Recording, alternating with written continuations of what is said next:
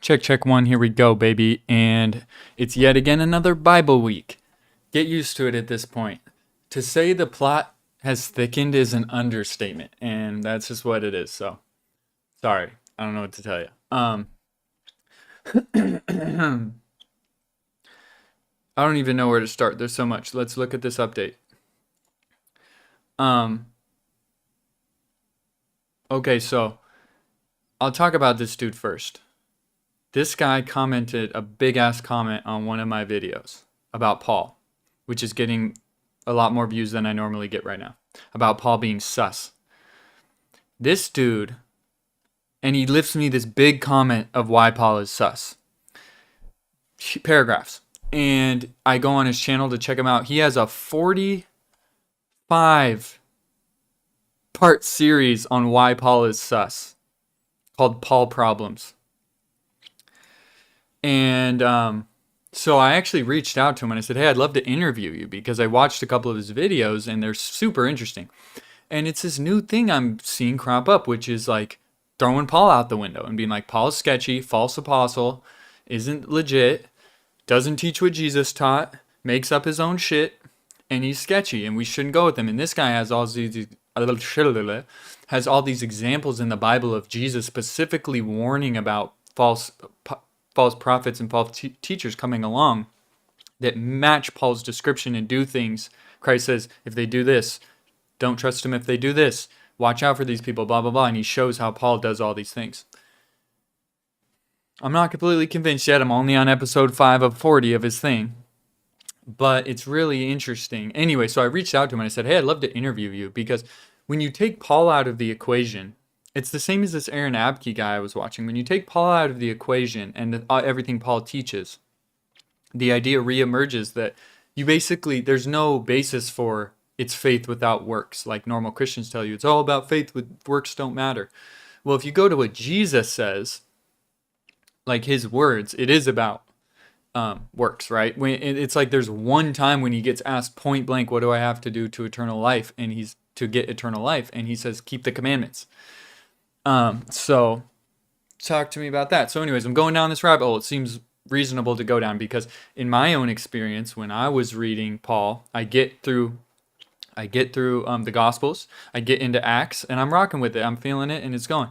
Once I get to Paul, right, and I get to Romans and Corinthians and stuff, I'm going, I'm getting weird vibe from it, and I'm going, this doesn't seem right. And then literally that same day, I found that Aaron Abke podcast that kind of shits on Paul, and I was like, oh my God, I was just thinking this.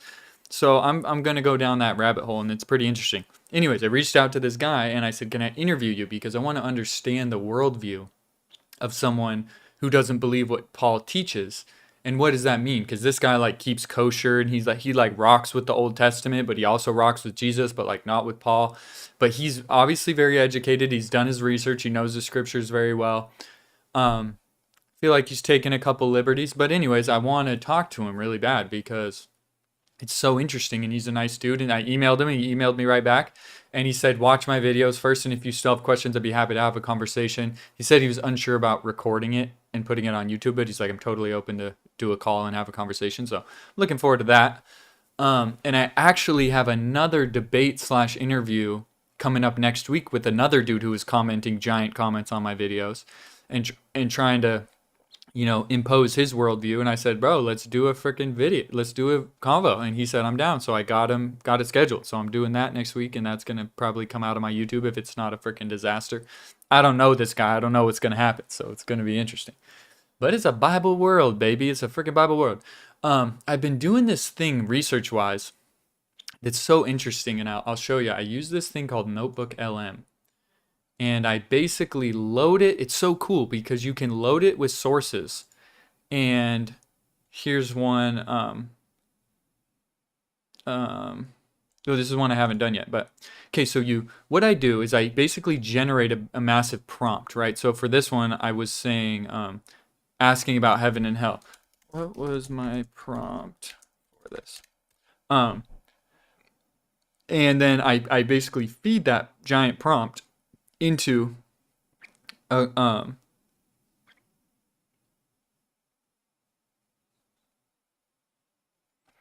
don't know what the prompt was. I was basically asking about heaven and hell. Anyways, so I get this prompt and I say, what's the origins of the ideas of heaven and hell? Where does it come from? Look at the scriptures, look at the original languages, look at history. I want a comprehensive report. I basically make this big prompt. I do it to ChatGPT, put it in. I put it in Grok, deep research, and I put it in Claude through Perplexity, deep research. So I get these 3 reports and I say emphasize truth and don't make stuff up and it's okay to say I don't know, etc. So I get these giant multi-page, huge ass reports on this topic. Rather than reading them all, right, which is a lot, it's cool because if you go in here to Notebook LM, you'll see over here on the right side, it says video overview or audio overview, and it creates a podcast, right? So I can go in here and I can put a prompt for a podcast. I can say do a deep dive, do a debate, long, short, whatever. And the real crazy thing is, so it creates a podcast based on the sources that will just like, talk about all this information. It's really well done. It sounds great. It's like really engaging. And it has a feature where you can chime in. So if I'm confused, I can chime in and they say, what's up? And I say, oh, what about this? Can you clarify this? Or did you talk about this? Or blah, blah, blah. And they say, oh, great question. We're going to get to that later in the thing. Or we'll answer it. And they answer based on the sources. So it's like this incredible new way to learn. And I've just been streaming when I do this. So this is one of the next ones I'm going to do on the evolution of heaven and hell. I just did one on that's in my post right here. And it's really interesting. What does it mean to have faith in Jesus? And I did a deep dive into what does faith mean in terms of the Bible, the difference of faith and belief. What does it mean psychologically and biologically, the science of belief and faith? What can we know about that? What does it mean to have faith in Jesus? Can you have faith without belief? Can you have belief without faith? How does it all work?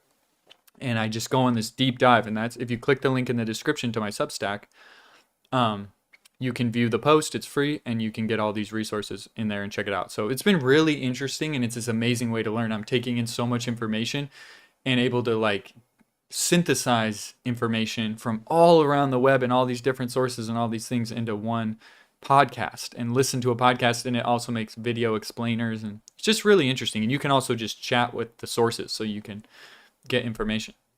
So it's been really interesting. And I know some people say, well, AI is wrong a lot and it can make stuff up. And I've been thinking about that a lot. I think I'm going to make my own video and post about it. But the thing is that if you're doing traditional research, just like on Google or reading papers or reading normal academic research, it's the same thing, dude. Studies are messed up all the time. Studies are wrong. People are biased. Wrong information gets out there. Studies get fucked up and get reproduced and get paid for, and there's corruption. And like, no matter what, you're at the risk of intaking wrong shit information, right? So to me, being able to have the broad view where I'm like, don't be biased. I want both sides, all the information for this, make the best case for both sides. I want this field and deep, and what's academically agreed upon, what's not, what give credence to both things. And so far it seems like it's been really balanced and good. So that's what I'm doing. Subscribe me, baby, if you like it, if you want to see more. I just ate, sorry. Let's get into my update here. So what I'm wondering about this week, how many Russians have died in the Russia-Ukraine war so far? How many do you think? 250 to 330,000. So that's just on Russia's side. That's a lot, and that's a bummer. It's kind of sad. I was talking to my bro, and he went to Russia on tour. And he's like, dude, the fans were so sick, and the people were so sick, and all the fans were so cool, and blah, blah, blah. And I was like, dude, it's crazy to think probably a bunch of those dudes are dead, because they're sending so many kids, so many men to go die. Probably some of them had to go fight. Who knows? Maybe not, but kind of interesting to think. Kind of sad.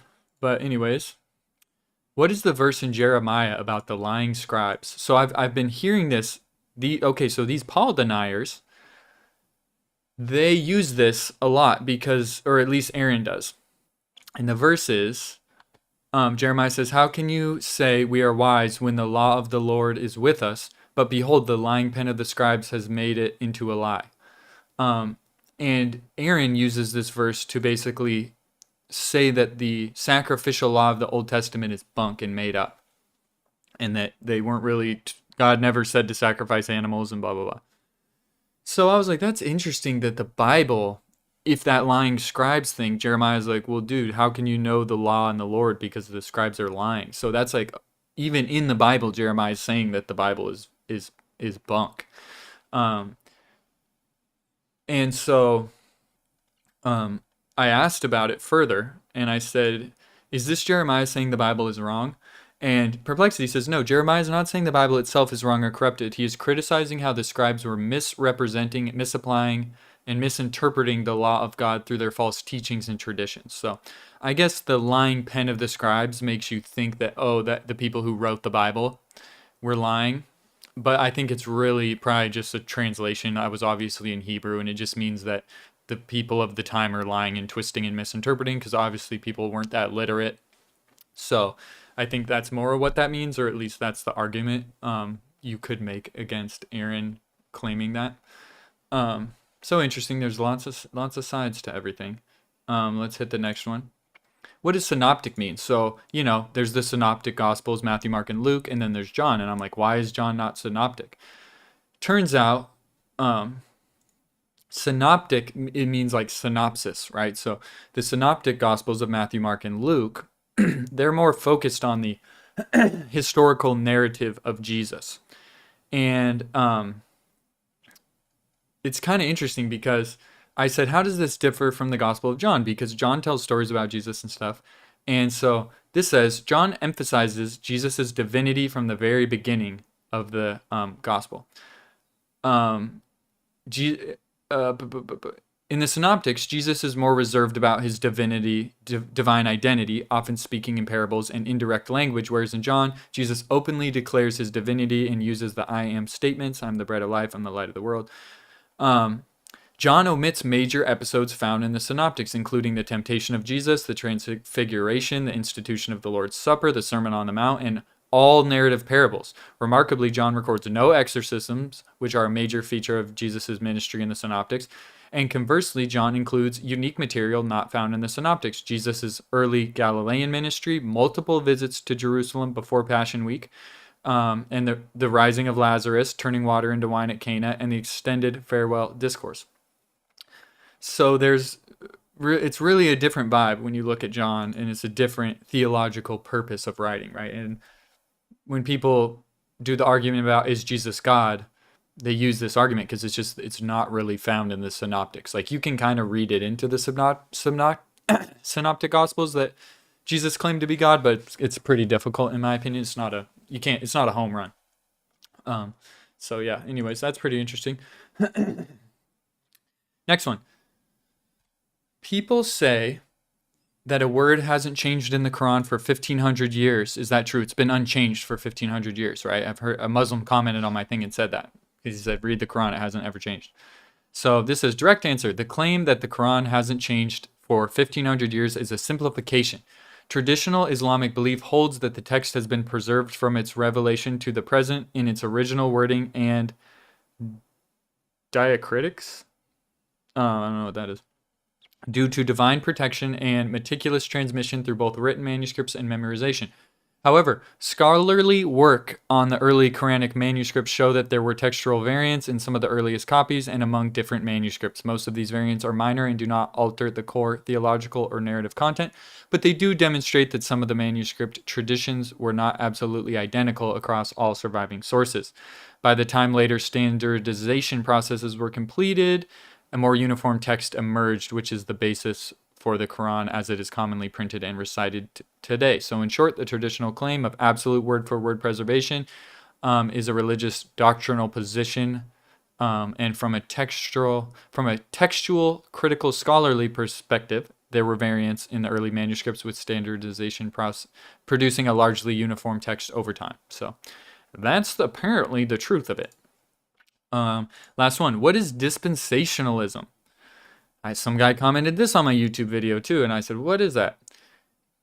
Dispensationalism is a Protestant evangelical system for reading the Bible that divides history into a series of distinct dispensations or administrations or eras in which God relates to humanity in different ordered ways, while especially maintaining a sharp distinction between the ethnic Israel and the New Testament church, and reading prophetic text in a consistently literal way. So This is basically, you have all these things about the end times, you have these things about ritual sacrifice and all these Old Testament covenant type things, and like Jesus, the new covenant, and then, there's like the 1,000-year reign and all these different periods, right? And I think dispensationalism is basically a way to kind of harmonize all those things, make sense of it, and categorize these different eras of God interacting with the world in different ways. Because obviously, when you look at the Old Testament God, he's very different than the New Testament God. A bunch of different properties. Like obviously the Old Testament God's like a warring God. He's angry, he's jealous, he's like fire and brimstone, he's crazy mode. And then in the New Testament, there's like basically zero of that. There's like a little hint here and there, but really not a thing. And obviously Jesus was apparently peaceful. So that's how they kind of make sense of that. That's how modern Christians make sense of that. Is dispensationalism. That's a big word, and you're learning tons of stuff if you're on here. I don't know if you were ready for that. But also notice my new jacket. My brother pressured me to getting it. I thought it was really cool. I saw it in the mall and I was like, dang, that's cool. So I tried it on. I was like, I want to get it. Don't ask me how much money it is. I'm embarrassed. But we're going to be rocking it. Anyways. Okay, so this week I've been ripping it on music. I got some cool music demos I'm about to show you. I've been in the sauna. And I've been Bible Adventures for just going crazy. So yeah. That's what that is. I got the debates and conversations coming up. And I'm looking forward to, I'm going home in a week and a half, I think. So I'm looking forward to seeing the fam. And okay, check it out, baby. Going on tour in Japan with Hot Feels with my brother's band, my old roommates. They booked a tour in Japan, baby, so we're going in March. So I'm heading to LA in February. I'm going to rehearse with them for a month, and we're going to Japan for a tour, baby. I'm going to play the drums, and I'm freaking stoked, bro. I want to go to Japan so bad, and I love playing the drums, and this is just a freaking dream come true. So more on that soon. I'm freaking stoked. And yeah, you can check out Hot Feels, the band that I'll be going with, if you click the link in the description to go to the post, and you can check them out. They're freaking dope. I've been listening to all the new music I have to learn. And it's banana, dog. I'm freaking pumped. It's very hard, though, and it's going to be a big challenge. Okay, new from me. What does it mean to have faith in Jesus? This is what I was talking about, these deep dives with the AI podcasts and stuff like that. It's super interesting. This understanding of what faith means and belief and getting a deeper understanding of it really blew my mind. So I'd recommend watching this if you're interested, because it's one of those things where growing up in the church, they say, oh, you got to have faith in God. You got to believe in God, right? But like, it's... no one really stops to ask, what does it mean to have faith in God? What literally is faith? Like on the level of the brain, what is faith? When you believe in something, what is happening? What is happening in your brain? Can you choose to believe in something, right? How does belief happen to you? Blah, blah, blah. And the interaction between belief and faith and the subtleties is actually super interesting and eye-opening. And it was a really interesting pod. So I would recommend watching it. I think it's 45 minutes. Okay, this is crazy. Prepare your buckles. Blair White, baby. So this is a trans woman, and she just went Christian. I just saw this video, How I Found Jesus. I said, no way, another one, dude. Jesus is finding his way to everyone, dude, but not me for some reason. I'm like, bro, why can she? Because she talks about praying to God and having this crazy experience, which she won't talk about because it's so deeply personal, but that proved to her God was real. Or him, I don't know, whatever. And blah, blah, blah. And I go, bro, why not me, bro? I'm over here asking, I'm getting nothing. And then it's funny because obviously she did like a Q&A in this. And so people are asking her, well, what about church? And what do you think about the Bible? And so she's going through her views on the Bible and church and God and all this. And she makes a really interesting point in there, which is that there's like 43,000 recognized different denominations of Christianity on the planet currently. And so she's like, if there's that much disagreement and no one can figure out what it is, I'm not going to figure out what it is. I'm not going to know what it is. I know I have a personal relationship with God that's personal to me and it's my own unique thing. And all this other stuff I can try to figure out, but I'm never going to really know. And probably neither are you. And so it was really interesting. She had a really interesting perspective. It was interesting to hear. Obviously, someone like me who's like deep in these Bible adventures is going, But she, one person said, oh, in the Bible it says that women or men shouldn't wear women's clothing, which someone brings up to her. And she had an interesting point, which she was like, the founding fathers wore wigs and like high-heeled shoes and like all kinds of weird stuff, and like jeans were only for women, or jeans were only for men, and then women started all of a sudden wearing jeans, and now jeans are just for both men and women. And so how fashion ebbs and flows, and what's women or what's men clothing or whatever, it's kind of ebbed and flowed over the years. If you look back at like people used to wear, dudes like in Scotland, right? They wore skirts, right? But that was a manly thing to wear because at the time it's a kilt and it's just what you wear. It wasn't girly, but then it became girly. So was it wearing women's clothing back then or not? Or like what, right? It's like, how do you even define it? Because it evolves. You could argue that it's like maybe just it's the point, like whatever, you're not supposed to dress like the opposite sex, whatever the opposite sex is dressing like at the time. It's, you can fight it. Anyways, it was just interesting, and it's just crazy. I've been saying, bro, that Christianity and religion is coming back in a big way. And I think especially this Paul thing, this anti-Paul thing. One thing I want to ask that dude when I do an interview with him is like, is this a giant movement that's just I've just been oblivious to my whole life, and it's totally a thing like a Jehovah's Witness or like a LDS? Or is this like a new thing that's popping off? Because to me, it seems like a new thing that's popping off. And it's crazy when you look at the comments, because there's a lot of arguments in the comments of his videos, and people are like, finally, people are seeing the truth that Paul's sketchy and da-da-da. So yeah, there's some good arguments though. It's not a nothing burger. It's pretty interesting. Okay, Dave Smith and Triggernometry, they've really opposed views on Israel-Gaza situation, and I think that this was a great conversation because they were good to each other. It was a good faith debate. I love it. I love to see people who vehemently disagree just sit down and have a good faith conversation and agree to disagree and have a good conversation. It just gives me hope for humanity. So massive respect to these guys, all these guys, for this conversation and bridging the gap. And I just love to see it. It's just awesome. Next thing I'm watching, bro, Sam Harris conversation with this Christian nationalist dude, Doug Wilson. This is crazy, bro, because this dude obviously wants, it's not even a debate. Sam Harris literally just interrogates him about what he believes and what he wants the U.S. to be, and he wants it to be a Christian nation, obviously. And then Sam Harris kind of presses him on what that means and how you would implement following the Bible and how it would look in form of governments and shit like that. But the crazy thing is, I remember seeing this video of these Muslims on Patrick Bet David and with an apostate.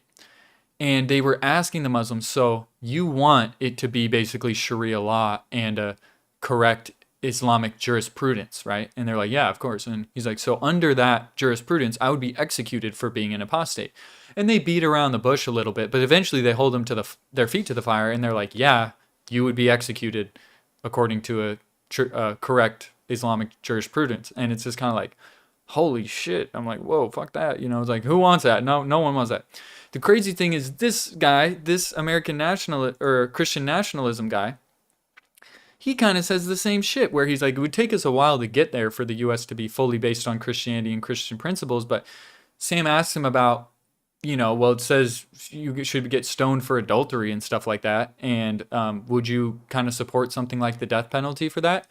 And he says basically, yeah, in some cases, yeah, for adultery and different things like that. So it's almost like the same. It's like this fundamentalist Christian vibe, if you're honest about what the Bible says. And this guy's not a dumb guy. He's a pretty smart guy, but it was interesting. I'll just say it was interesting because it's interesting, again, good faith debate to watch Sam, who's a hardcore atheist, basically debate this Christian nationalism guy. And at the end of the interview, the Christian nationalist guy, Doug, he says, thanks for that interview, Sam. That's one of the best interviews I've ever had in my life, and I really appreciate the conversation, and it was really good faith. And Sam's like, I want to know what you think.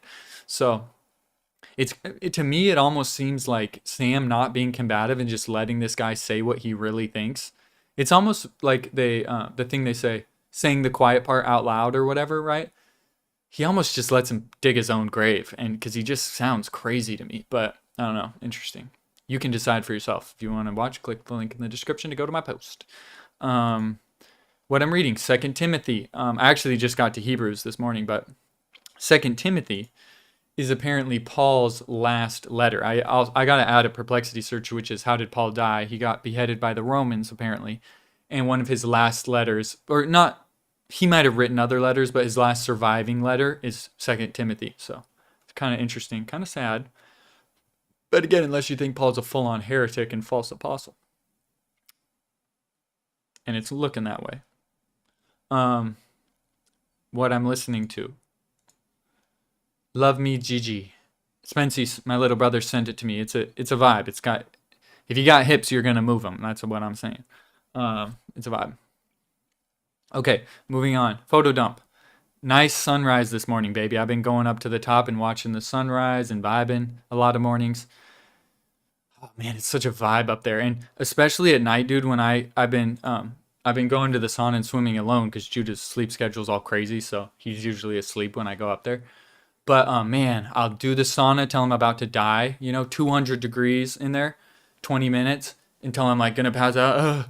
And then I go up in the pool and I float on my back and do breathing exercise, and you trip balls basically. And then by the time I'm done, man, I feel like I'm on freaking heroin. It feels so good. And then I sit there and there's never anyone there. It's just me with this 200-300 foot pool, way up, 50 stories up, huge view of the city, all the twinkling lights and traffic, and it's just this massive city view, and it's just surreal. It's just a vibe, and I just go, my life is good, baby. And it's just a freaking vibe up there. I love it. Anyways, my new jacket, trying it on. I texted my brother, should I get it? Is it cool? Should I get it? He's like, it's cool, get it. I'm like, okay. He's my fashion consultant. This is me and Judah at Katsuya, my favorite place. I love going there, and boy, did we feast. ChatGPT prompt here. Is there an AI bubble? One word answer. Your best guess. Yes. So watch out. Sell your stocks. Okay, let's listen to some demos, baby. These are fun. These are both songs I wrote a couple months ago and revisited with AI, and I'm going to show you some of the stuff. But this one I didn't actually do AI with, but it's a vibe. And I live stream both of these, so you'll see the link to my live stream session if you want to watch me write it. And I'll show you some of the other one, the next one, and it's really fun. But here we go. This is called My Best. It's not that good. Oldest story, a permanent test. Young gun destined for glory, and you know the rest. But somewhere in the middle, we all gotta choose what we just won't let go of and what we're gonna lose.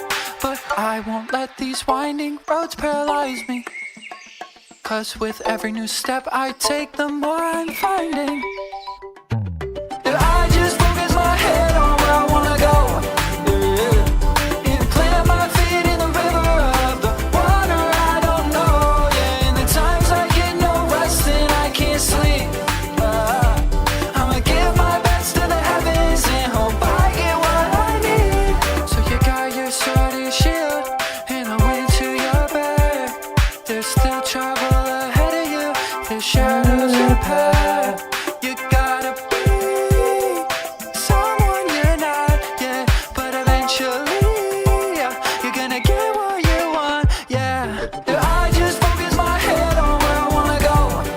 and plant my feet in the river of the water I don't know, yeah. And the times I get no rest and I can't sleep, I'ma give my best to the heavens and hope I get what I need.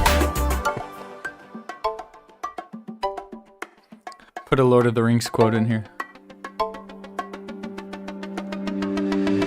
If I just focus my head on where I wanna go, plant my feet in the river of the water I don't know, and the times I get no rest and I can't sleep, I'ma give my best to the heavens and hope.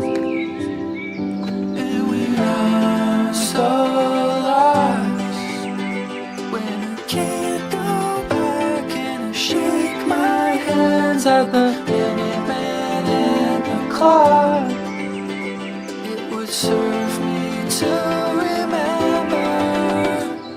Yeah, I just focus my head on where I wanna go, and plant my feet in the river of the water I don't know, yeah. And the times I get no rest and I can't sleep, I'ma give my best to the heavens and hope I get what I need. So that's a vibe. And then this next one is called Lift. And this is funny. I made a cover of the old gospel song. The one that's like,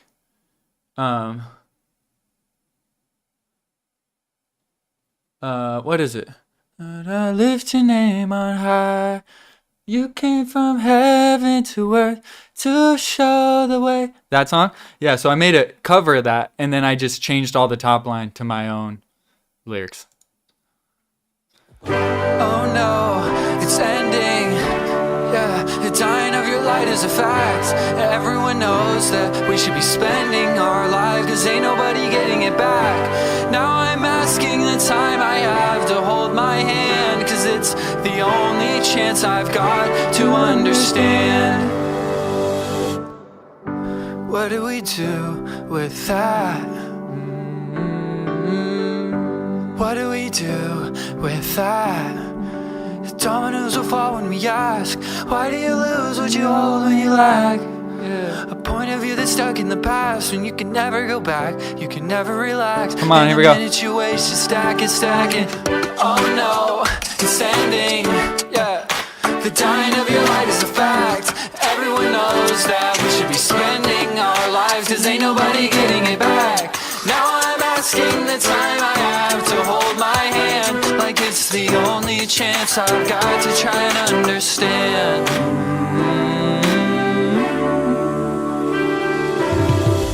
What do we do with that? Come on.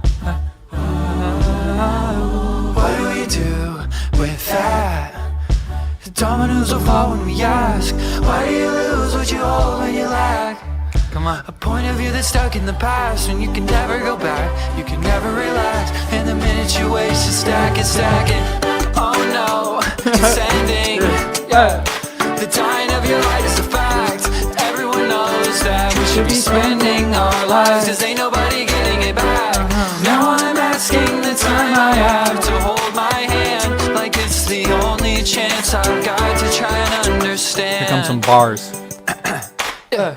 I'm always tripping in my head and my bags like an old man, too late in life for a new plan. Underneath all the bags, only God understand. If you don't like that, why the hell did you demand for your whole life? Wishing for your whole life, you could be the man, like Sinatra or Timmy or Dylan.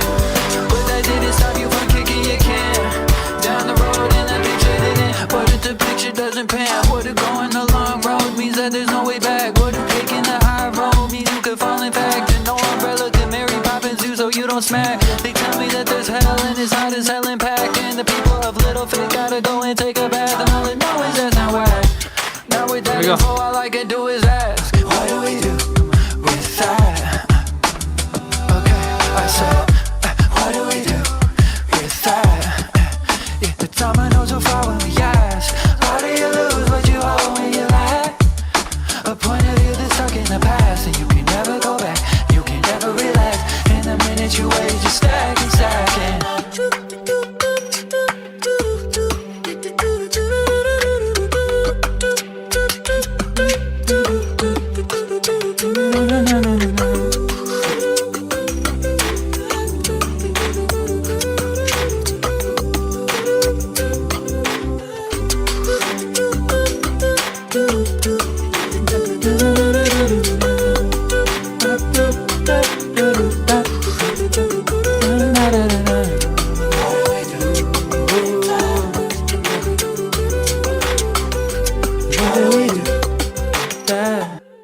Come on.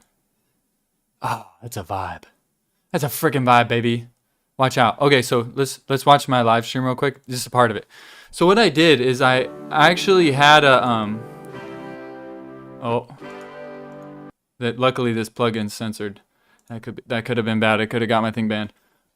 Anyways, what I did is I put my demo into Suno AI and made a gospel choir cover. And then I basically bounced out the stems from that and then put some of the choir stems into my song. So you'll see real quick. And this is just me like listening to them. And I'm vibing. Hold on. Oh, come on. Wait, hold on. So this was like a pop one or something.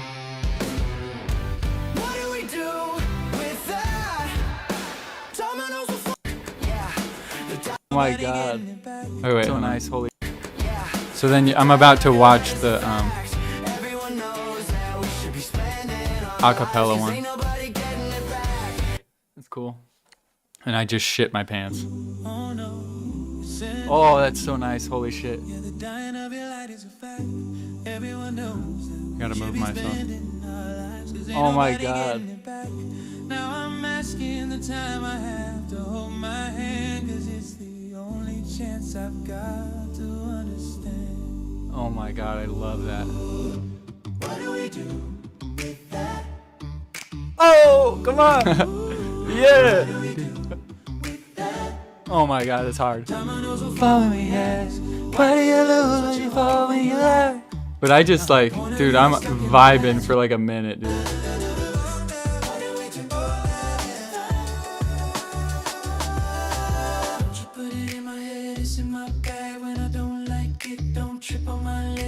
Yeah, anyway, so I was freaking, that was like one of the more like intense musical experiences I've had in a while, like freaking making that stuff with the AI and vibing. I was freaking on one. But anyways, if you go to my post, you can, I linked the live stream sessions because I live stream my music sessions, so you can literally watch me go rip it if you just click here. Click there. So that's what it is. I think that's everything for today. It's a lot. I'm going crazy mode, dude. I'm freaking ripping it. So anyways, I'm starting to get some of those research videos on YouTube are starting to get a lot more views. Like I normally get like 10 or 20 views, and a couple of those research views are like pushing 200, and more people are starting to watch that, and I'm starting to get a lot more comments and engagement on that stuff. So I think I'm going to just follow that trail. As far as like other research things I got going on, if you're interested, what do we do with that? I got a Charlie Kirk one coming up. So I got freaking Charlie Kirk assassination, and I loaded in every single Candace Owens video of her talking about it, every one, for it to use, and a couple other podcasts that go over the subtleties and weirdness with the guns, with the shooting, with the FBI story, and different case analysis, basically. So the thing I'm interested to see is Candace insinuates very heavily that Turning Point USA is covering up the assassination, or whoever did it, and that Israel's behind it, or Zionists, right? She's kind of like, she didn't say that exactly flat out, but she basically does. And I'm curious, like, because I'm experimenting with this new thing of the AI reports and then making an AI podcast out of it. And I'm curious if it'll get like blocked, or if it'll get, if it'll be biased, or it'll just be like, because if it really just amalgamates the sources, these Candace Owen videos, and is honest about what's in them, it's going to say that it looks like Israel, because that's what she's constantly pointing towards. Or just that TPOSA is covering it up and that things are weird. So I'm interesting how like PC it's going to be, or how biased or not biased it's going to be. Because with this one, I actually have watched all these Candace videos. So I know what she thinks. I know what she said. And what I want to know is like how true to that stuff is this report, is this podcast going to be. And so it's an interesting way for me to look into that and kind of see. Because usually I don't read all the reports I put in. I like do the podcast so I don't have to read the reports. But this is just going to be kind of an interesting exploration of that. And then the other one I've got coming up is this heaven and hell one.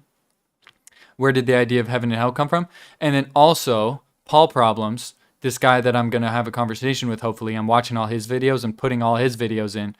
And then I'm going to get a report of his views based on all these videos of him debunking Paul, basically. And then I'm going to put that in ChatGPT and Grok and all the other LLMs and say, hey, give me the opposite side of the argument for this report. And then I'm going to put that report back in, and then I'm going to make an AI podcast debate. So it's going to take like all these LLM deep research reports, basically trying to steelman Paul and argue with this dude's points about Paul, and kind of see how well it stands up in an AI debate. So it's all a lot of interesting stuff. Anyways, thanks for watching. If you click the link in the description to go to my blog, you can sign up for free. I do this every week, and I'm doing a lot more on YouTube, so subscribe, hit the bell, and I got a lot of cool videos coming out. Also, there's a link in the description now for you to book a call with me if you want to debate or talk about any of this stuff, the Paul stuff or Jesus or literally whatever you want. You can book a call with me. And that's about it. We'll see you on the next one. Have a good week. Peace.